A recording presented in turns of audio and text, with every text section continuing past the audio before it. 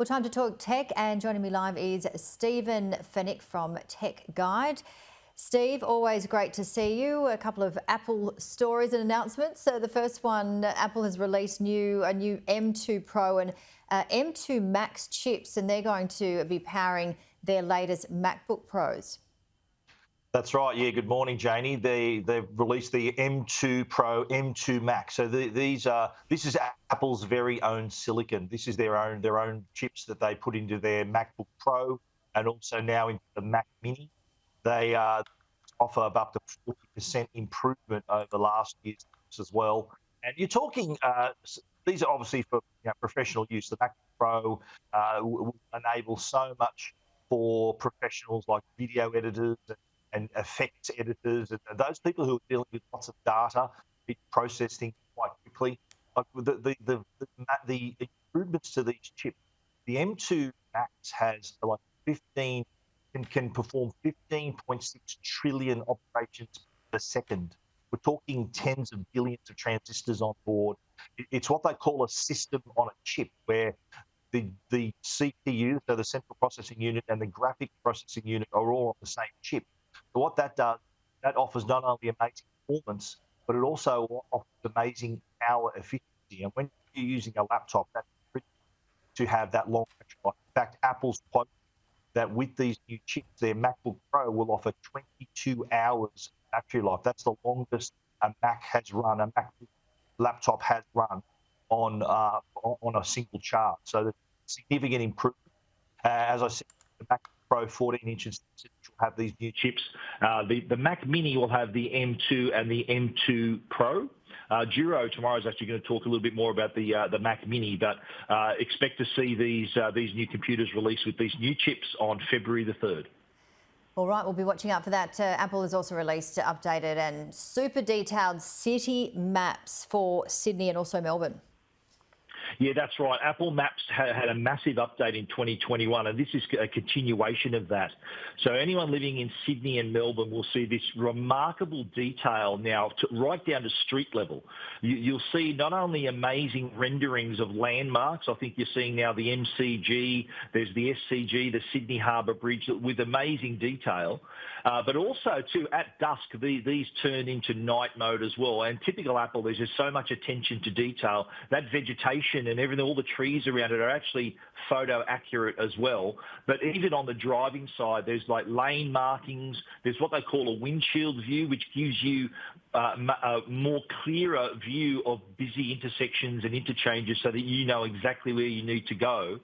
There's also improvements for biking, for cycling as well. So there's cycling directions have now been included. So you can now choose a route on your bike that takes you through bike lanes, less busy roads. You can even choose not to ride up too hilly a journey as well.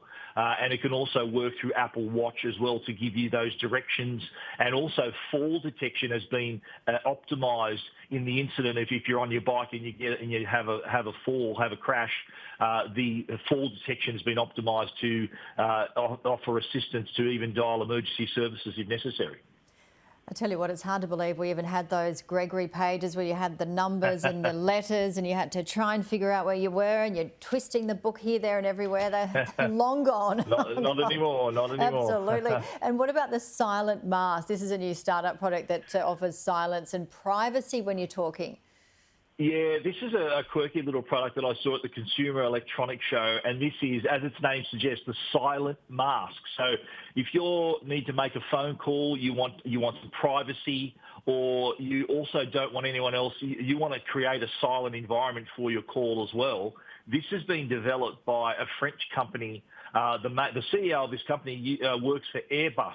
And he had the thought that one day people are going to want to make phone calls on the flights, but he thought that the noise of 300 people making calls at the same time was frightening. So he developed this product for use anywhere, whether you're on a plane, whether you're in an office, whether you're in just a noisy environment. Not only are you getting the quiet and the silence needed to make your call, but you're also getting that privacy as well. It's made from the same aerospace material used in aircraft. So that there's material in aircraft that reduces the sound of the jet engines outside your window. So it's taken that same material and applied it to the mask. I had a demonstration, though they were talking right next to me with the mask on, actually quite loudly, and I couldn't hear a thing. So I know there's a few people, I would use this, and there's a few people, I'm sure, in some offices that we'd like to give these to as well. Even some people on public transport who don't realise how loud they're talking. The silent mask would be the solution. Yeah, absolutely. And I saw that it had the N95, so it could even be useful for preventing catching viruses and the like. Yeah, that as well. That's an added bonus. Yeah, there's even a microphone built in, so you can actually connect it to your phone, and it'll then connect to and use your phone's microphone linked in through the microphone on board silent mask as well. So it's like a little mini studio. You can have like these studio conditions just by wearing a mask. How much are they?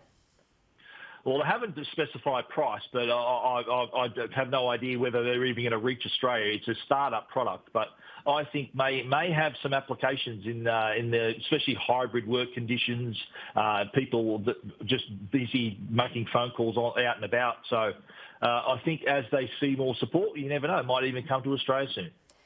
You never know. Watch this space. Always great to see you. Thanks, Steve Fenech. Thanks, Janie.